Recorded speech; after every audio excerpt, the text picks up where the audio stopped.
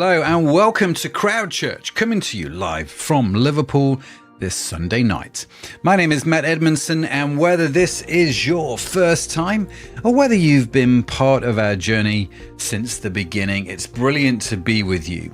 We are a community of people figuring out what it means to follow Jesus in real life. Not the polished, perfect version, but the messy, genuine, brilliant reality of this whole thing called Christianity. So let me give you a little roadmap of what's going to be happening over the next hour. We'll have a talk, lasts about 20 minutes, looking at the topic of relationships, which is the section of our series, Becoming Whole, that we are looking at, exploring how Christ makes us whole across every domain of life.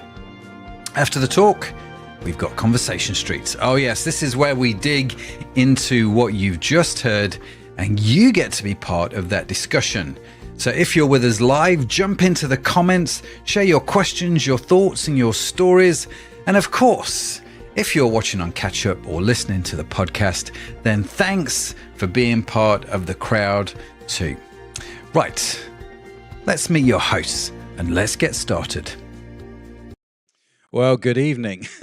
That was slick. I just realized actually watching that video that maybe that's not the welcome video we should have played to our Christmas service, given that I was wearing a Goonies t-shirt. But very warm welcome. I've got my Christmas jumper on tonight. So very, very warm welcome to you. Today is a day of first. We have the beautiful man, which is Josh Burt, sat beside me. Josh, welcome, man. Thank you very much. Nice to be here. First time, a little nervous. Yeah, you and me both. You never know what's going to come out of your mouth. Yeah, good behaviour. Absolutely. So if you are a regular to crowd, do say hi in the comments. If you're new, also say hi and show Josh some love in the comments as well. It'd be great to see you tonight. We've also got Ade joining us. Ade, are you there, my friend?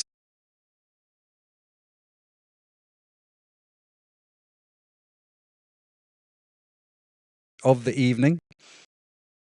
Maybe you have to go to the other one with Ade, so try that one. Ade, are you there, dude?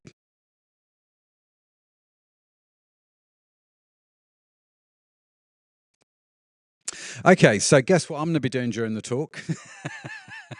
We're going to be fixing the first technical issue of the evening. Yes, we are. Anyway, it's great to be with you. Jodie's in the comments. Jodie, you're a legend. How you doing? Ade's in the comments. Ade Birkby's in the comments. Luna, all good to hear from you. Merry Christmas, everybody. Yeah, really looking forward to this because I'm not going to spoil Ade's message. I'm not. I'm going to let him tell you who the unsung hero of the Nativity is. So without further ado, let's go straight into Ade's talk. Then Josh and I will be back for Conversation Street, hopefully with Ade as well. We will get that technical glitch sorted out. But for now, here's Ade with his Christmas talk. Today, we're going to have a look at what we can learn from the unsung Nativity story hero. The story of Jesus' birth in Bethlehem. Now, before I reveal who I am calling the unsung hero, I want to take a look at the different roles of the different characters in this story. Starting, of course, with Jesus, the lead character, the focal point of the story, the protagonist. We have Mary, who is the mother of Jesus, the woman who was chosen to bring the baby Jesus into the world via Immaculate Conception, a symbol of purity. We have Joseph, who is the husband of Mary, father to the unborn Jesus, and really the family protector and the guardian. That's really his main role here. We have the angel, the messenger of God, both to Mary when she found out that she would be the one to bring Jesus into this world, but also to the shepherds outside of Bethlehem. We have the shepherds who are simple, humble members of society.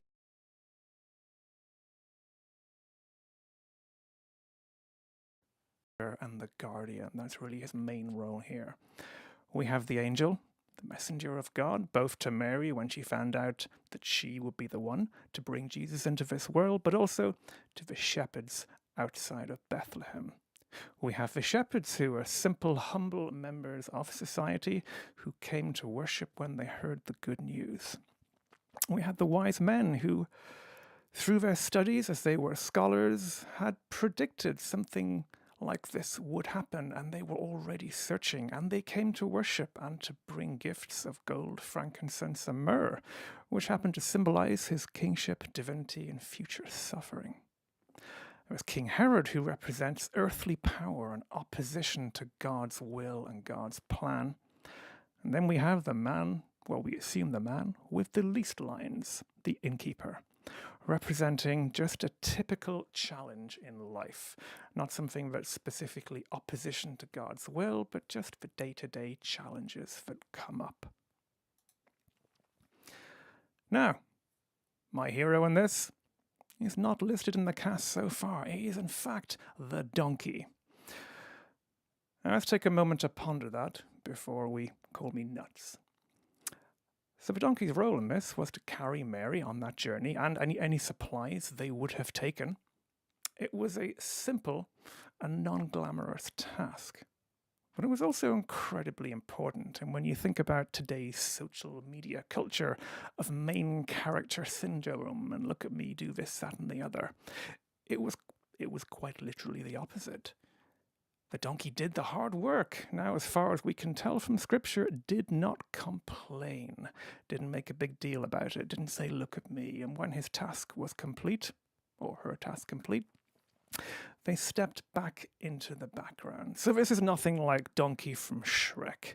This was a very hard-working and humbly serving donkey, and these are traits we can really learn from.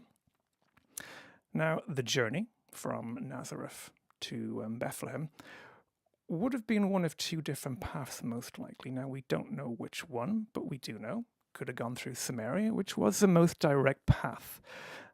However, this would have avoided going through the hilly regions of Samaria, and due to some of the social and religious tensions, Jews tended to avoid this route, even though it would have been the shorter of the two at approximately 75 miles long. But even if they had gone that way, hilly country, rough terrain, it still would have been a tough journey. The alternative and the longer but safer route would have been the Jordan Way, and this path would have gone east toward the Jordan River Valley. They would have then followed it south along the river and then turn west toward Jerusalem near Jericho and then on to Bethlehem. This was a much hotter journey and would have been much more strenuous from that point of view and would have been about 85 to 90 miles. So we don't know which one we did, but we do know it would have been a big deal for the donkey, and you're probably looking at about, 4 to 7 days travel time, maybe. Now, when we look at donkeys in our own cultural context, they don't come across very well. So there's an older term for a donkey, which is ass. And we tend to associate this with an idiot. In fact, if someone's an idiot, it's culturally normal to say, or would have been, they are an ass. And then also, if someone is stubborn, we have a saying, as stubborn as a mule. Now, admittedly, a mule is only half donkey, half horse, but it's closely related. And overall, the donkey doesn't come across as overly desirable. Whereas we look at some of the biblical symbology where donkeys are used, you've got the scene of Jesus riding into Jerusalem before his death on a donkey. Now, in contrast to a king normally riding into a city, that would have been on a war horse. So to come in on a donkey is a real symbol of humility and peace, in contrast to what would have been the norm. Story of Balaam's donkey is a good example of God's wisdom and power, where the donkey can see the angel. Balaam can't. Donkey stops. It looks dangerous. Balaam continues to beat the donkey till eventually the angel speaks through the donkey, really symbolizing God's power. And finally, there's numerous examples of service, just like the one we're talking about in getting Joseph and his family from Nazareth to Bethlehem. Very much a symbol of service and obedience. Now, taking a moment to look at donkey characteristics. As I said, they don't come across too well in our culture, yet these are really interesting and capable animals. They are actually very intelligent, so our references to them being associated with idiots really are not called for. They work best when they trust their owner. They have great eyesight and are sure-footed, so they're ideal for walking through rough terrain. And unlike a lot of animals, they will actually lead and follow a path. They don't need a person in front of them to lead them down that path. They have an excellent sense of predator detection, and they will often place themselves in between predator and prey. In fact, believe it or not, they have been known to kill foxes, coyotes, and mountain lions by jumping onto their back legs and flailing with their sharp-hooved front legs and just kicking. They are perceived as stubborn, but donkey experts believe this is due to a strong sense of self-preservation. And interestingly, when you cross a donkey with a horse, you get a mule, which is much stronger than either. And when you think about how do we make a horse stronger, a donkey mightn't be the first thing you would think about in that. Now, the key traits that I want to focus on in this story are dependability, obedience, and humility. They're all things that we can learn from. So starting with dependability, 2 Timothy 2:15. Do your best to present yourself to God as one approved, a worker who does not need to be ashamed, and who correctly handles the word of truth. Now, it takes effort to do your best. It takes mental effort, it takes physical effort, it can take emotional effort, and it's not a one-off. This is a continual effort. It's hard to do this. And going on to handling the word of truth, being dependable requires honesty, because, we need to say what we do. But being dependent takes effort and it takes honesty. Luke 16:10, whoever can be trusted with very little can also be trusted with much. And whoever is dishonest with very little will also be dishonest with much. It's wonderful wisdom in that. And it links into a reasonably famous saying by a person called Maya Angelou, which is, when a person shows you who they are, believe them the first time. So again, getting back to that theme of honesty, being dependable requires us to be trustworthy. And being trustworthy obviously implies honesty. And it's important that we can show that we can be trusted with the very little things before we expect to be trusted with the larger things. And finally, Proverbs 20 verse 6. Many claim to have an unfailing love, but a faithful person who can find? So this would suggest that dependability is actually quite hard to come by and is often claimed more often than it is actually delivered. Many claim this, but a faithful person who can find? So again, we're coming back to honesty here. So overall, being dependable, it's really about doing our best, being trustworthy, and being honest. When it comes to obedience, John 14:15, if you love me, you will keep my commandments. So obedience here is a choice being exercised through love, not fear. Now, genuine love cannot be coerced. It's a choice in itself. So God wants our obedience to come through love and not through a sense of duty or through fear. James 1:22, be doers of the word and not hearers only, deceiving yourselves. So obedience requires action and not just listening or talking. In fact, there's an old saying, talk the talk, walk the walk. And that second part really applies here. Without that action, we are not doers. If we're not doers, we're not obeying God. And if we're not obeying God, we are disobeying God. Isaiah 119. If you are willing and obedient, you will eat the good things of the land. So obedience is rewarded. And now, bearing in mind the context of this would have been a time when people primarily lived off the land. But there are plenty of ways that God can reward us in our modern lives for our obedience. So obedience is choosing to obey out of love and following that through with action, not just words. Finally, coming on to humility, which personally I think this is the hardest one. James 4:6, God opposes the proud, but shows favor to the humble. God clearly does not tolerate pride. And when we're talking about pride here, we're talking about the sense of pride that puts a focus on us and not on God. Now, there are widely accepted to be two different types of pride. There's hubristic pride and authentic pride. So hubristic pride is rooted in an inflated ego and a sense of superiority. It says, I am better than others. Authentic pride, on the other hand, is rooted in specific achievements and effort, and it's I feel good about something I did. It's really this hubristic pride that is toxic and that God cannot stand. This is I am better than other people. Now, yes, authentic pride can lead to it, but it's okay to do the best you can for God and to take a sense of achievement in the effort that you have done. But it is not good to go on and make that, oh, aren't I great, I've done this. Looking at Philippians 2, verse 3.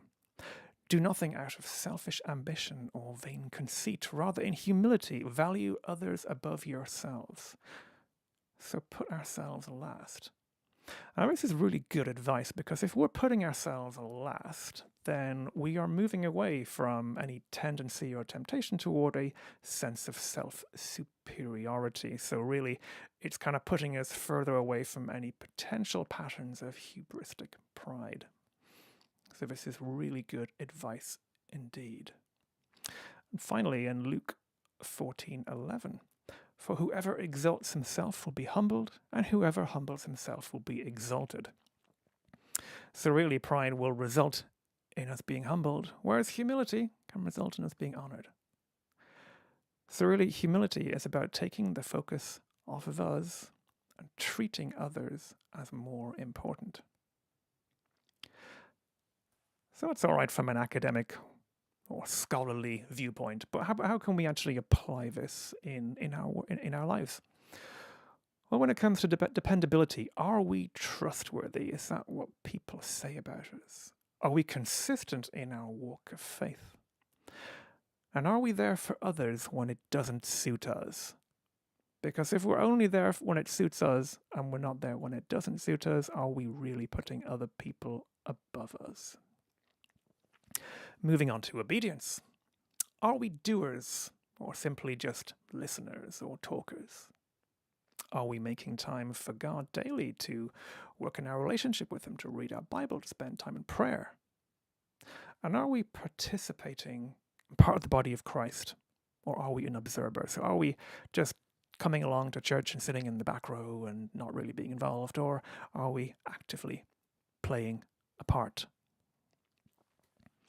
And with humility, do we strive to take the focus off us, or do we tend toward acts of visible service? Now, 5 times CrossFit champion Matt Fraser has a wonderful quote, "What are you doing when no one is watching?" Now, for him, he was really talking about he's training his backside off in his basement after everyone's gone home from their local CrossFit box, and he was just doing that constantly. And that ultimately added up to a win. But for us, are we doing acts that are only visible, or are we doing acts that no one other than our Father in heaven sees?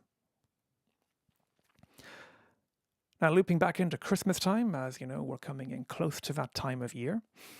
And we started off on a Christmassy theme with the Christmas donkey in the Nativity story. This is a time of year when charities have an absolute record number of volunteers for Christmas, and just that small period over the Christmas. And this time of year there's certainly more of a spotlight on that kind of work. If you watch movies on the Hallmark Channel, the Christmas movies, there's a lot of that stuff in movies really amplified there. And the reality is charities generally turn people away, or most people away, because they can only facilitate a few more helpers, and Most of our work is done by the people who are working with those charities all year round. Now, the sad thing is, the rest of the year round, there is nowhere near the same interest of getting involved in charities. You have to wonder, well, what does that say about dependability and humility in our culture? And then how can we as believers set an example? So the Bible's given us some pretty simple concepts that we can apply right away if we're not already, and that is to live by words and to live by actions and not just by words. We can show trustworthy with the little, no matter how boring, things, and we can value others over ourselves.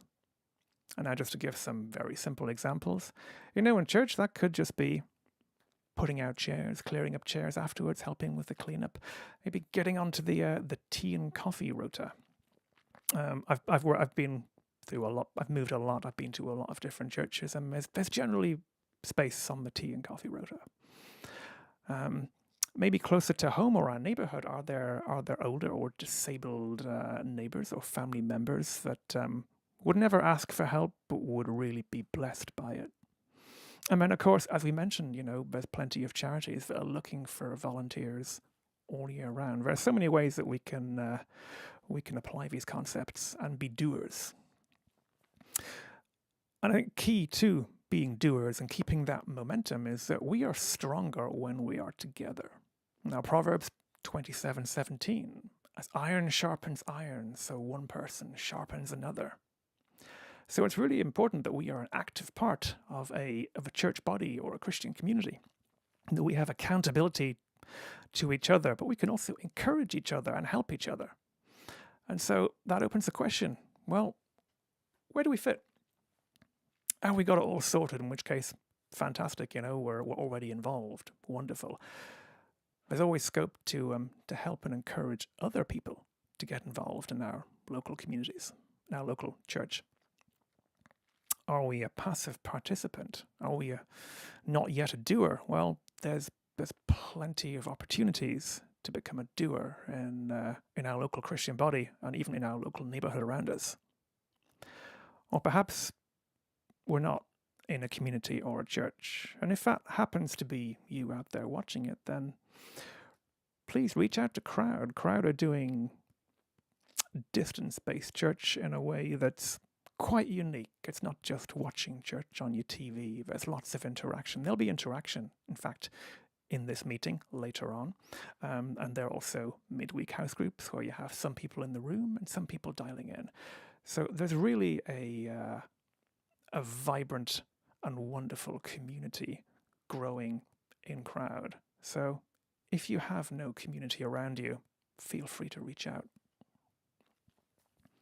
And finally, all that's left to say is have a Merry Christmas, as we are getting quite close to that time of year right now. And please do think about our dear friend the donkey whenever you see a nativity set or a nativity play, or of course if you're watching something like the Nativity movie or Shrek. But for now, God bless and have a wonderful Christmas. Well, thanks, Ade. Good to be back after that video of Ade speaking. And I loved how, Ade, you said Merry Christmas at the end of it, not realizing that you're going to be also here in hosting, which was it's great. And I'm glad, actually, that you clarified that you weren't talking about the Shrek donkey, because I don't know if you did this, Josh, but when I first heard about the donkey, I'm like, in my head, I'm seeing the Shrek donkey all the time, and I don't know why. Yeah, definitely. Yeah, Shrek. Whenever you hear donkey, it's Shrek, isn't he? It is, which is not that helpful for the Christmas nativity. But yeah, good. So let's do this. Ade, let's get Ade on the screens. Hello, can you hear me this time? And you've got your Christmas jumper on. I have. Well, actually, Christmas t-shirt. I don't own Christmas jumpers. Good stuff, man. That's great. Really good. Question for you, Ade. Why, when I asked you to do the talk, why did you think about the Christmas donkey? Why did you? Because I have to be honest with you, in all the years I've been doing this, no one has ever talked about the donkey. Yeah, same. Well, I was telling Sonia, my wife, that you said the the spec is, it's something Christmassy, but it can be whatever you want. And by the time I'd finished the sentence, she's like, donkey! And, initially I'm like, yeah, ha ha ha, you love donkeys, I get it. And then I thought about it and I thought, well, why can't we learn something from the donkey? It is, after all, part of God's creation. We can learn a lot from that. So I just started to think about it, and you've seen the result. It's very good. Love that, because Sonia said donkey. And the thing is, I can hear Sonia in my head saying donkey as well, which is quite cute. But yeah, no, great. Good on you, man. Now, question for you then, guys. Let me start pulling up the questions. By the way, if you've got questions based on Ade's talk or anything you want to share, throw it in the comments, and we will try and either to answer it or to highlight it or whatever. But share your stories, share your thoughts in the comments. Be good to hear from you. So here's my first question, chaps. The donkey carried Mary and Joseph, but never really got a mention in the story. Who's someone in your life who does all the unglamorous work that makes everything else possible? I'm kind of curious, because this is when I thought about the donkey. This is, from what Ade was talking about, this is what I'm thinking about. It's like, not who are the donkeys in my life. I just want to be super clear. Yeah, I was thinking I could get myself in trouble. You're one of my donkeys. No. But in terms of, obviously, what Ade was talking about, in terms of who are the people that do all the unglamorous work that don't really get a mention, because I think Christmas is a great time to be thankful for them. Who would you say? Yeah, it's a good question. I know at first when you said that, I was like, my wife does an awful lot for my house, for us, for my kids. A lot of it unseen, but I was like, I'm not going to compare my wife to a donkey. I'm not going down that route, definitely not. She might be watching. But then I think that when we're talking about volunteering in the church and being in a church building, obviously you've got your unsung heroes, like your cleaners, the people doing the tea and coffee. There is quite a bit of work that goes into that. I have done shifts in setting up the chairs, and it can be taken for granted and overlooked a lot of the times. Yeah. There's a lot of people like that in church, isn't there? There's a lot of people like that in crowd, actually, who do a lot of stuff behind the scenes that you never really hear about.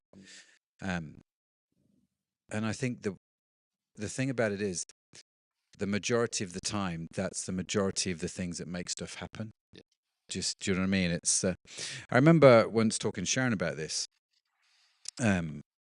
about how when you read someone's autobiography, like especially a Christian, like, read a book on, say, someone like Smith Wigglesworth, who was quite an extraordinary character in many ways, and a lot, the miraculous followed him in many. And you read the books and you read about the stories and the meetings. What you never read about in the pages of those books, because they're writing about either the really good times or sometimes the really bad times, they don't tell you about all the stuff that's in between, which is 90% of life. Like when he sat there, I was bored. Like I'm bored. And it's that unglamorous aspect of life that we don't really celebrate. Even in today's culture, it's kind of like with the whole Instagram, share your best moments kind of thing. But it's this sort of the regular stuff in life that makes the biggest difference, I find. Yeah, like you say, you always just see the highlights package, don't you? Like you could put it into football terms. You can watch the latest game and see 3-minute highlights of all the best bits, but doesn't show you the 90 minutes of hard work that they've had to do to get those results. Yeah. I love the fact you brought football into this. Got it in there.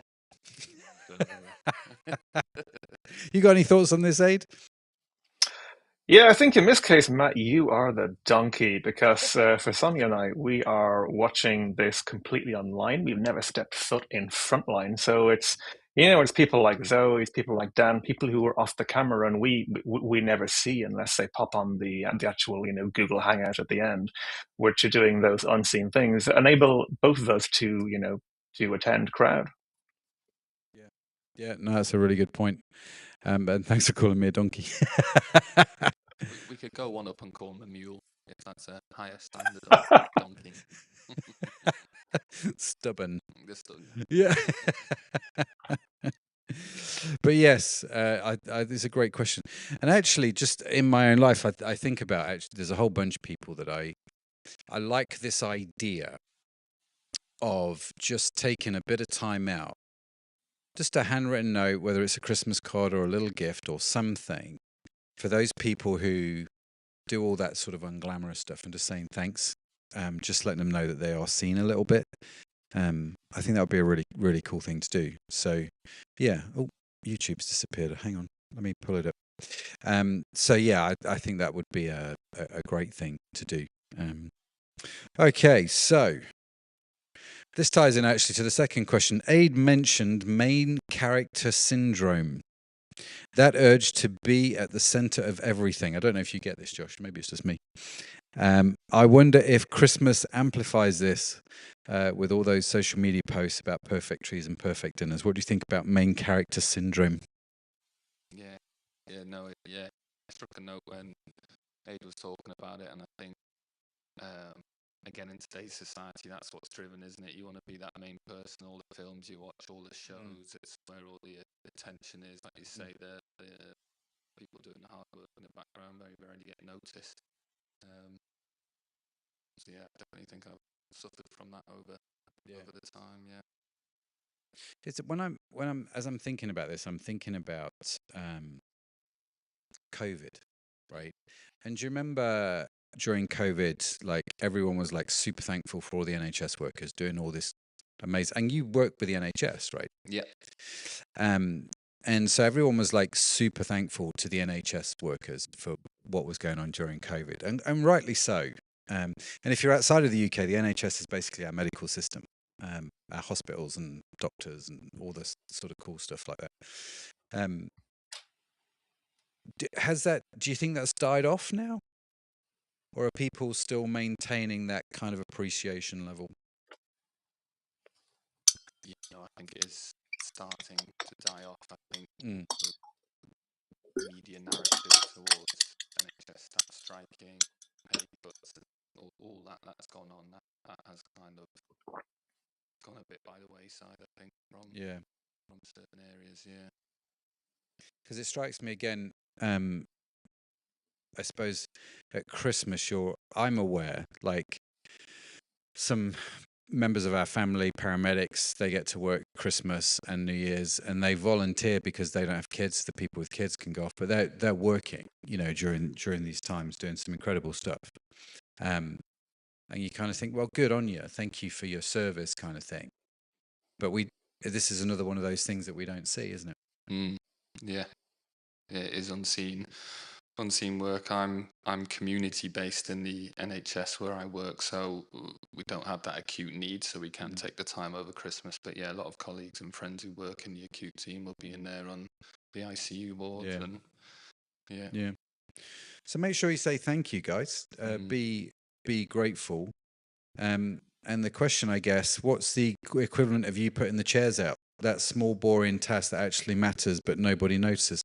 I can tell you what I do in my marriage. That is one of those things that I decided, for whatever reason, to do years ago. I don't really talk about it, but reading this question has reminded me. And it's going to give you and Ade time to think of your answers as well. So I'll go first. Every morning, like, I'm going to say 350 days of the year, right? I will make the bed. Sharon's never demanded it. She never asked me to. I just remember a few years ago, I don't know how long it was, I just remember waking up one morning and going, no, I'm going to make the bed. It's just what I'm going to do. And so I've done that every morning. And we never talk about it. It's not like Sharon sends me a card every year going, thanks for making the bed, love. It's just one of those things that I do, which is unseen. I don't need it to be noticed. And I'm not doing it to be noticed. I'm doing it just because it's the right thing, if that makes sense. And so that's one of the things in my head that sort of come. Have you got anything like that? Yeah, I guess there's lots of little specific things. I think you generally know, like the initial question, what's the example of putting the chairs out? You kind of know what those things are, because they're usually the things you don't want to do, aren't they? Yeah. They're usually the ones that make you go, oh, yeah, oh, I haven't got time for that. Oh, no, that'll cost too much of my time. But yeah, lots of little examples. I think the season we're in now with 3 children, 7 and under, is making sure the kids brush their teeth and the little things like that. And me and my wife kind of look at each other and go, on, it's your turn. And it's just like, no, go on, I'll do it. And scrubbing teeth and getting toothpaste all over you. Yeah. No, you're at a very different life stage. Yeah. To me, I remember there's a friend of mine. I won't name names on the live stream because I don't think that's fair. But I remember him saying to me once that he just got so angry about having to change another nappy. He offered his wife 20 quid just to change the nappy. I can see how you get to that stage, definitely. Yeah. I was like, dude, isn't it a shared bank account anyway? It's like, that's not the point. Yeah. Ade, what about you, bud?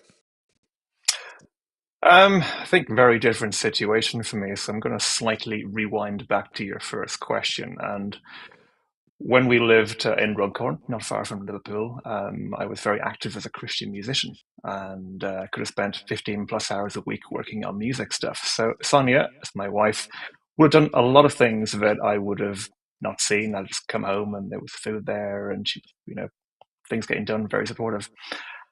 I now find myself, or we now find ourselves living in North Wales, and over the last couple of years, I somehow ended up becoming Sonia's primary carer as her health got worse and she has severe ME. So all those little things that she used to do and I'd take for granted, the kind of making the bed, and although we definitely helped with that, I'm now finding myself doing, and nowhere near as well as she would have done. So at this point, yeah, you can pretty much name a just a random, boring, typical household task, and you will find me doing it. Yeah, thanks for sharing. But it's a very unique. I mean, it's interesting, isn't it? Because you've got young kids. Ade and Sonia are a bit housebound. My kids are definitely not young, but the principle still stays the same, right? It's that desire, I guess, to get on and do the right thing.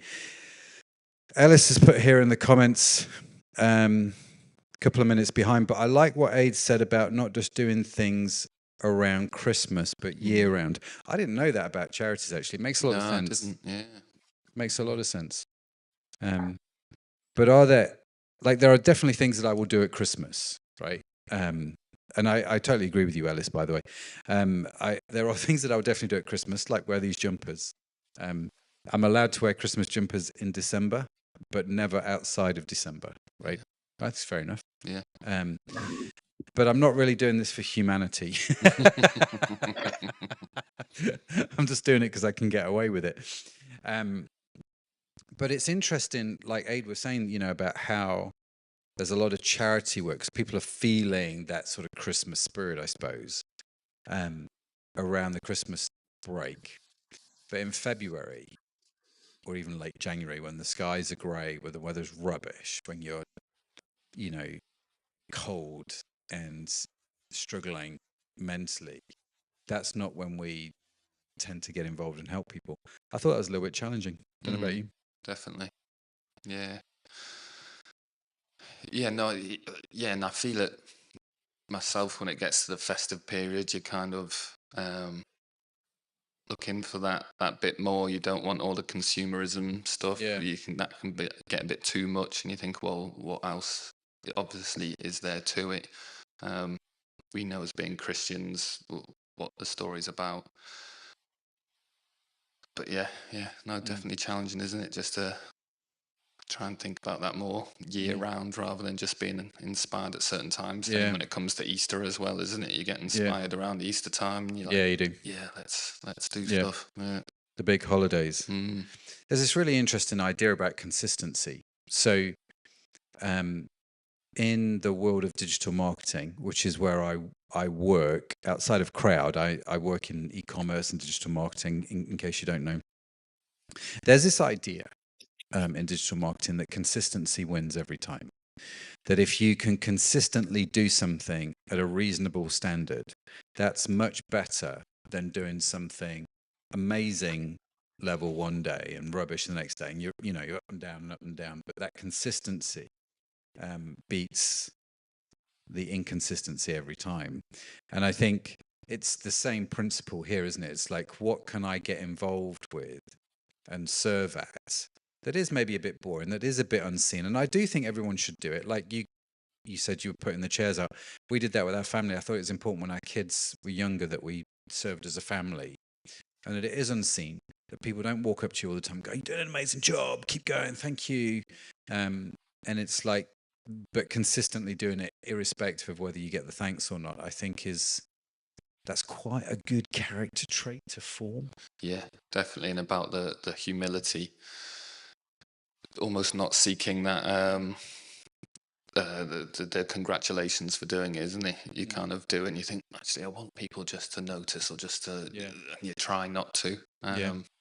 But yeah, it's hard, isn't it? It's nice to be noticed for the good things that you do. Yeah, it is. Any thoughts on this, Ade? Yeah, I think with consistency, it's all about getting the basics right and doing something small you can do consistently. Now, think of the season we're in now. Come January, people are going to be signing up to the gym. They're going to be on these weird and wonderful diets, living on leaves and all sorts of madness. And usually by the end of January, it's burned out. Yeah, you know what? If you just move a bit more, eat a bit healthy all year round, you will actually, benefit from the consistency of that. And, for in our daily walks, it's okay if we just, spend 10 minutes a day in our Bible books. We're better off doing that than thinking, you know what, I'm going to spend an hour a day, and then every other day, we're going to miss this, and then we miss another one. But the small kind of bite-sized nuggets of consistency, they build up over time. So with it, small amounts of help with other people, small amounts of time studying the Word, over time, it pays off. It's boring, it's the basics, but the basics consistently over time are really powerful. Yeah. Yeah, no, very true. That consistency, reading your Bible, praying, and it's not a time thing. It's just, I think consistency wins every day. Yeah. Do you know what I mean? It really does. You just doing what's important, just doing what's important every day. And I think it's the same in work. I think it's the same in our faith. It's the same when it comes to charity. It's the same when it comes to loving and supporting others. So I guess there's the challenge for us, isn't it? What can you consistently do? I asked the guys at our office, ask them all the time, what can we consistently hit an 8 out of 10 at, right? I don't need 10 out of 10. I think it's unattainable to hit that consistently. But if we can hit an 8 out of 10 on a regular basis, man, we're going to kill it, right? And so, if you're watching this, what's the one thing that you can do where you can consistently hit an 8 out of 10 at doing, whether it's to do with your walk with God, whether it's to do with your community and getting involved, whether it's serving at church, whether it's helping others. What could you do that you could consistently do that you don't necessarily get credit for? But by consistently doing it, incredible things can happen. It don't even need to be incredible. Incredible things don't happen because I make the bed every day, but it's an important thing to do, right? And I think, what could you do? That's a really good thing to journal about, and a really good thing to pray about if you're a Christian and try and understand. I think it's a really interesting challenge. Definitely. Yeah. Very good. Very good. Well, we are going to end the live stream in just a few minutes. But before we do, let me tell you what's going to happen next. We are going to open up the Google Meets room. So if you're online and would like to come meet us metaphorically face to face, I suppose, just, it's like a Zoom call type thing, isn't it? We would love to see you in there. The domain or the URL is go.crowd.church/meet. It's in the comments. Just checking. Yes, it is. Thank you, Zoe. See, doing the unseen stuff at the back. Thank you, Zoe. But yeah, come meet us in there. Be great to talk to you. Ade, I think, is going to be. Ade, are you going to be in the Google Meets? Yes, I will. Very good. Josh and I will also be in the Google Meets. We would love to meet you in there and say hello. Next week, let me tell you what's going to happen. Next week, we have got the third part of our Nativity series coming up. It's going to be a non-live live stream. Now, what do I mean by that? It basically means it's going to be me doing a talk, but we're not going to have the host and the conversation street. We tend to take a few weeks around Christmas where we stream out content, but we don't do the host live hosting, and everyone's just enjoying being at home with their families around the Christmas holidays. But it would be great to see you next week. Come be in the comments. People will be in there as well. And next week we're talking about Nativity Part 3. Open doors. I should know what it is because I recorded the talk earlier. Can't believe I've forgotten about that already. Anyway, it'll be great to see you in there. And the live streams start again with the hosts in a couple of weeks in the new year. So do make sure you stick around for that. Of course, you can find out everything you need to know about Crowd, sign up to the newsletter and all that sort of good stuff over at crowd.church. We've got a new website coming. It's not live yet. It's going to be a little while, but when it comes, it's going to be fantastic. We're so excited about it. Also in January, if you're new to the Christian faith and would like to know more about Christianity, we are going to be starting an alpha course. Now, there's about 40 of you registered already for the online alpha. The details are on the website, crowd.church. I think it's /alpha. But you can follow the links on the website. Just let us know if you're interested. I will send you details. There's no date set yet, but it's going to be around mid-Jan that we start doing that. So it'd be great to see you in the alpha. The alpha course, if you don't know, have you done an alpha course? I love the alpha, yeah. Did one myself, and then we've ran 3 over the last few years. Big fan. Tell everybody about alpha.